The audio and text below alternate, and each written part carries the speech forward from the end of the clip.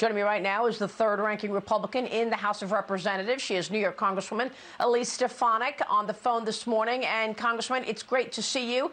Thanks very much for being here. I want to get your take on our civil liberties. This is a major issue. New York City just became the first major city to require proof of vaccination at restaurants, performances, and gyms. De Blasio's on his way out. What are you thinking in terms of where we are with COVID and the potential for more lockdowns? Well, first of all, every American should be outraged. We're seeing the chipping away of our civil liberties across the country, and New York City, unfortunately, is ground zero for this.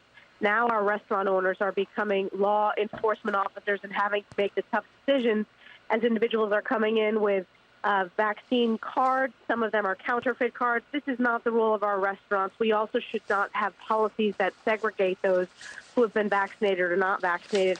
And the other group of constituents I'm hearing from, Maria, is concerned parents.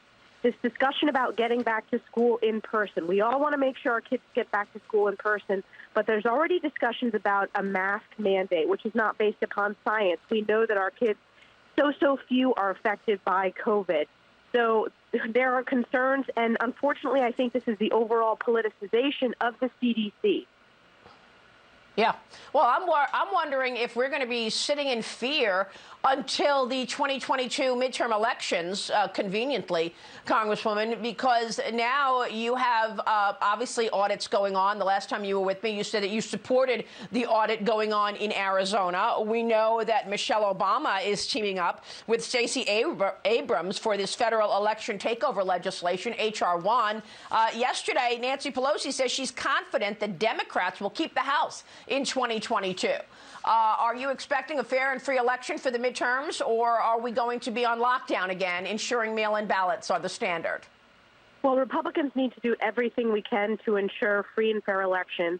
That means passing election integrity and election security laws at the state level. And I think it's the height of hypocrisy when you have the Texas state Democrats traveling, becoming super spreaders of COVID, and they're traveling in opposition to a common-sense election security bill that would ensure secure and integrity of elections in the state of Texas. So we need to make sure that we're doing this in all states and do everything we can to fight back against the universal mail ballots where there's no signature verification, where there's no voter ID. So I am concerned, Maria. This is why Republicans need to continue to speak out. Yeah, I mean, look, you had a Democrat Congressional Campaign Committee chair yesterday warning that it was a closed-door meeting for the party, and they said that he said if the midterms were held today, they would lose the majority because they can't win on policy. Well, he's exactly right. They are going to lose the majority, whether it's today or next November. Look at the Biden border crisis. Look at the inflation crisis across the country. Look at the unraveling of our civil liberties, the attacks on our constitutional liberties. The American people know that this is not the right direction. We're moving in a far-left socialist direction. We need to focus on economic growth, on reopening the economy safely, on ensuring kids get back to school, and common-sense policies, which is not what we're seeing from Joe Biden, Nancy Pelosi, and Chuck Schumer. All right, let's turn to Governor Cuomo. You are obviously representing New York and have a pinned tweet right now out saying you are calling for the arrest of Cuomo and, of course, an impeachment trial as well. His lawyers fought back yesterday. They took it to the mat. Here is one of them, Rita Glavin, on that presser we saw yesterday. Watch this. He is 63 years old. He has spent 40 years in public life. And for him to all of a sudden be accused of a sexual assault of an executive assistant that he really doesn't know doesn't pass muster. He needs to be treated fairly. And this would become, if you accept this report as is, without giving him the evidence, I tell you that is an irresponsible and a new standard for impeachment. New standard for impeachment, Congresswoman. Yeah, two systems of justice is what they're going with, which is, of course, what we've seen against President Trump for the last 4 years. Your thoughts? Well, it was a shameful defense. Instead of focusing on the legal aspects, they chose to shame multiple victims, including a New York State trooper who was sexually assaulted and sexually harassed. Look, this was an independent investigation conducted by the New York Attorney General that the governor asked for. Governor Cuomo asked for this investigation himself. He said he had full faith in this investigation. Over 175 witnesses, over 74,000 pieces of evidence. The evidence shows that he broke federal law, state law. In addition to the sexual harassment and sexual assault, there was illegal retaliation against the victims.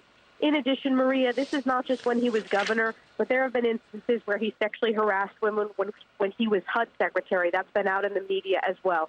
He needs to be impeached. The Democrats in Albany have been slow walking this up until this point. We have reached a breaking point.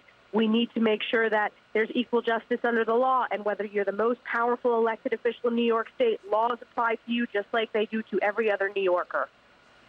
Well, look, he's wanting more time. Is the time situation on his side? What do you want to see happen next week? Because his lawyers are saying, look, the AG released everything to the public, making the public make its own assessment without his legal team having the right time to go through everything.